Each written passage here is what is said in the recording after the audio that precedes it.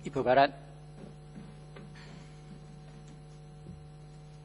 Terima kasih ya, Datuk Speaker. Datuk Speaker, semasa membentangkan kajian separuh penggal Rancangan Malaysia ke-9, Perdana Menteri telah memberitahu Dewan Yang Mulia ini bahawa satu di antara perkara yang dia bangkitkan adalah menjadikan sekolah kebangsaan sebagai sekolah pilihan.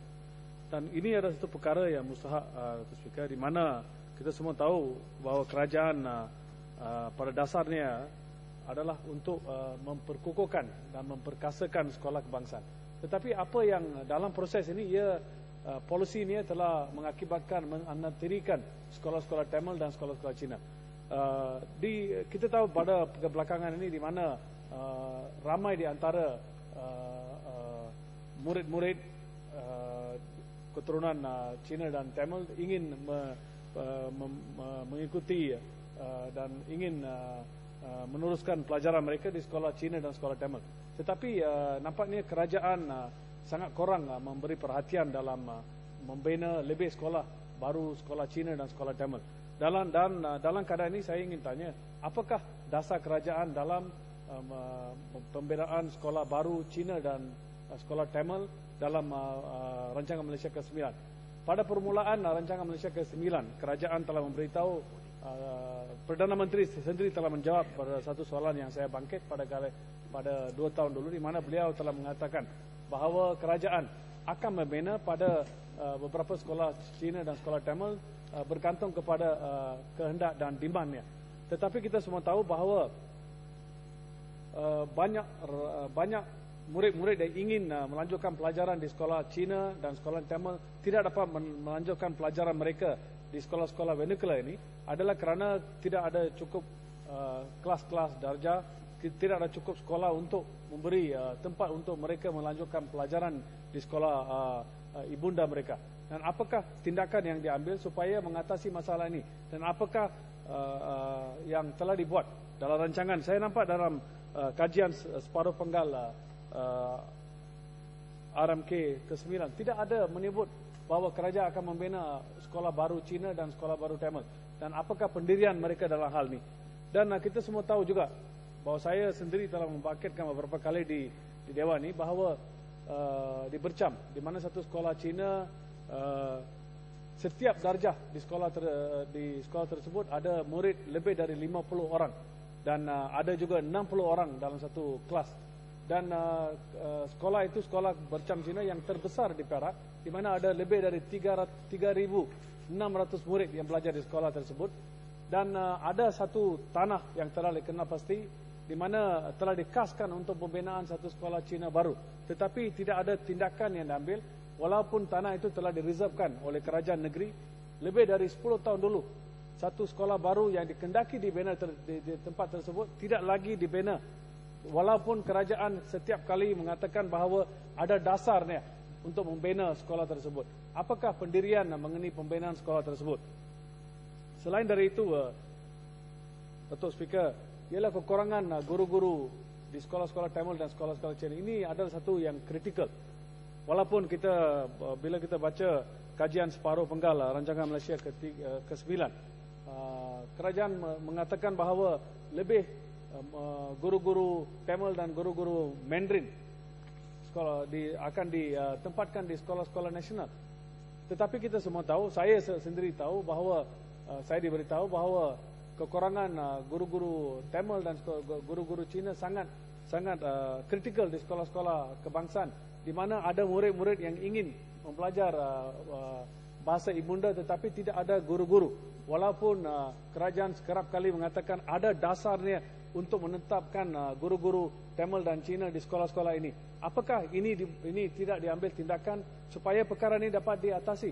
Saya lagi ingat 4 tahun dulu perkara ini telah dibangkitkan di Dewan Yang Mulia ini, dan kerajaan Kementerian Pendidikan telah mengatakan bahawa ada dasar, ada rancangan yang tertentu untuk membuat ubahsuai perkara ini dan supaya menetapkan lebih guru-guru Tamil dan Cina di sekolah-sekolah nasional. Tetapi sehingga sekarang mereka gagal, mereka cuai. Kenapa ia terjadi perkara macam ini?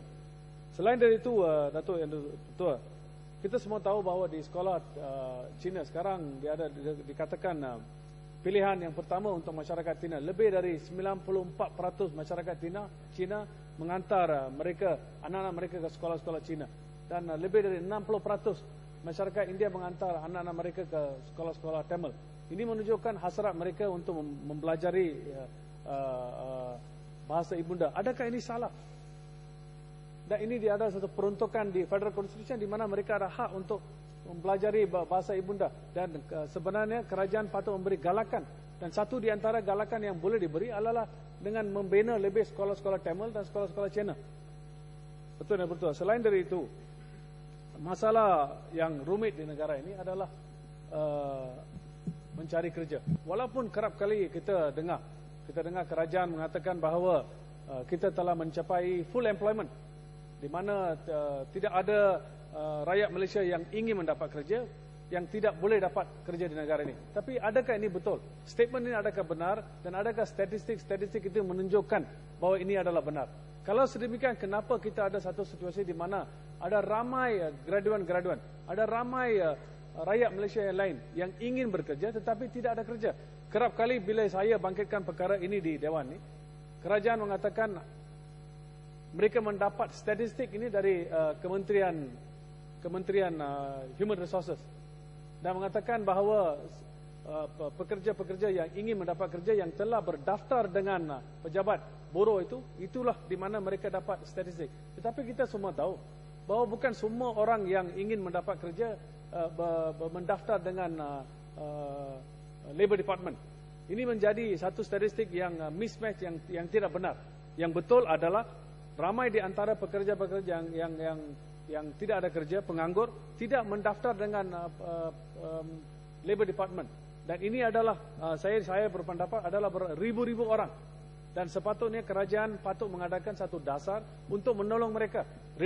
Kita patut adakan fund-fund yang tertentu, memberi pertolongan kepada mereka.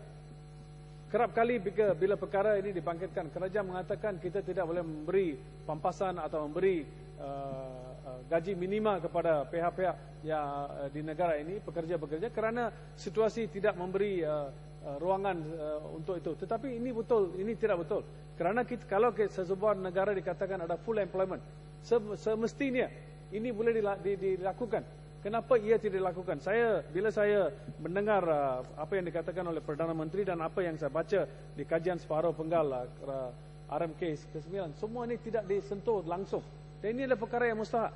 Di negara kita, 3Ds, dangerous, demeaning and dirty.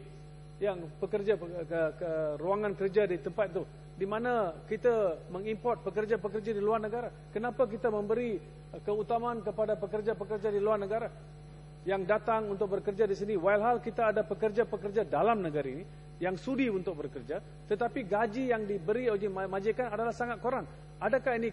Bukankah ini patut dibetulkan?